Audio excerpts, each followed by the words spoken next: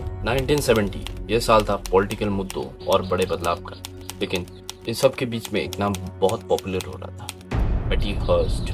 नमस्ते दोस्तों, crime world के पहले एपिसोड में आप सबका स्वागत है। तो आइए जानते हैं कैसे एक मासूम लड़की बनी रेवोल्यूशनरी ग्रुप की मेंबर।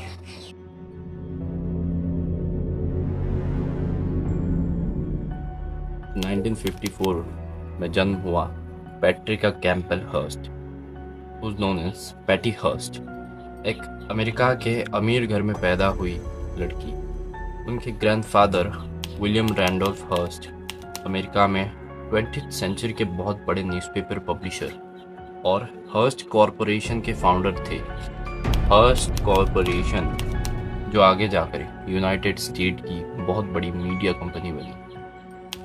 फरवरी 4, 1974 की रात जब 19 साल की पेटी और उनके फियांस स्टीवन रीड अपने बेर्कली कैलिफोर्निया के अपार्टमेंट में कुछ किताबें पढ़ रहे थे, तो सडनली उनके दरवाजे पर उनको नॉक सुनाई दी।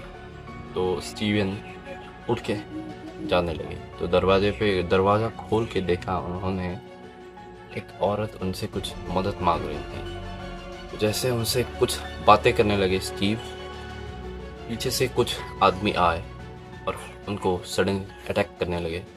उस अटैक से स्टीवन को नॉक कर दिया गया और जब उन्हें होश आया तो उन्होंने देखा पैटी गायब है और जिन्होंने पैटी को ले गए वो थे SLA के मेंबर्स।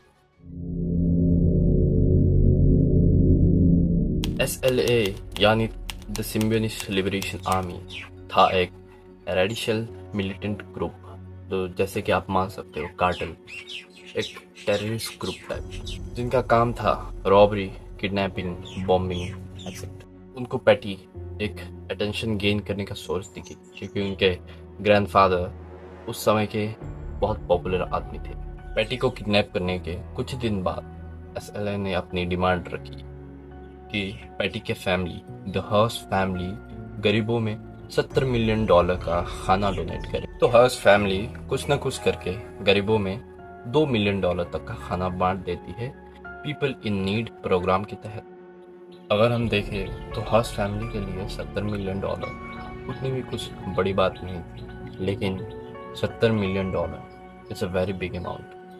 $2 मिलियन का खाना बांटने के बाद भी SLA ने पैटी को रिलीज नहीं किया क्योंकि ऑब्वियस सी बात थी, उनकी डिमांड पूरी नहीं हुई। किडनैपिंग के 2 महीने बाद पैटी हर्स्ट दुनिया के सामने एक बहुत ही शॉकिंग वे में सामने आई जब सैन फ्रांसिस्को के एक बैंक में उनको गन लेते हुए रॉबरी करते हुए रिकॉर्ड किया गया, जो कि उन्होंने किया था अपने SLA मेंबर के साथ, और जहां उन्होंने अपना नाम पैटी नहीं तानिया कहा था। ये न्यूज़ सुन के पूरा देश शॉक में था और उन सबके मन में कन्फ्यूज़न और बहुत सारे सवाल थे, जैसे क्या पैटी अपने आप से सब कर रही थी या उसे ब्रेन वॉश करके ऐसा करवाया गया था। ये सवाल उसके केस में आने वाले दिनों में बहुत दिक्कतें देने वाला था। 1-1.5 साल के लिए पैटी SLA के साथ रॉबरी, किडनैपिंग जैसे काम करने लगी। वो ऑलमोस्ट उन सबके हर क्रिमिनल एक्टिविटीज़ में साथ दिखाई देती थी।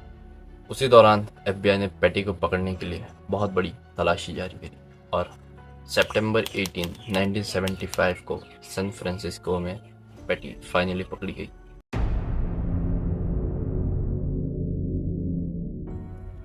1976 में पैटी हर्स्ट का कोर्ट का ट्रायल शुरू हुआ, जहां उन्होंने दावा किया कि ये सब क्रिमिनल एक्टिविटीज़ वो अपने विल पर कर रही थी, ना कि किसी ने करवाया गया था। उसके बचाव में बोले कि पैटी हर्स्ट को ये सब काम ब्रेन वॉश करके और फोर्सफुली करवाया गया था।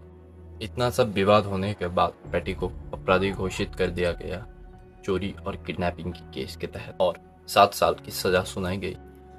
बाद में 22 महीने जेल में बिताने के बाद 2001 में उस समय के US प्रेसिडेंट जिमी कार्टर ने पैटी की सज़ा रिड्यूस करके उसको पूरी तरीके से रिहा कर दिया। आज पैटी अपने बीते हुए कल को भुलाकर एक अच्छी और पीसफुल लाइफ जी रही है, पर उसकी कहानी आज भी बहुत कॉम्प्लेक्स और कंट्रोवर्शियल है और आज भी वो बहुत सारे सवाल खड़े करते हैं, जैसे क्या पैटी SLA के साथ अपनी इच्छा के मुताबिक काम कर रही थी या उन्हें फोर्सफुली मैनिपुलेट करके करवाया गया। और उन्होंने ऐसा क्यों कहा कि वो अपने इच्छा के अनुसार उनके साथ काम कर रही थी, या उन्हें धमकी देकर ये सब बुलवाया गया था?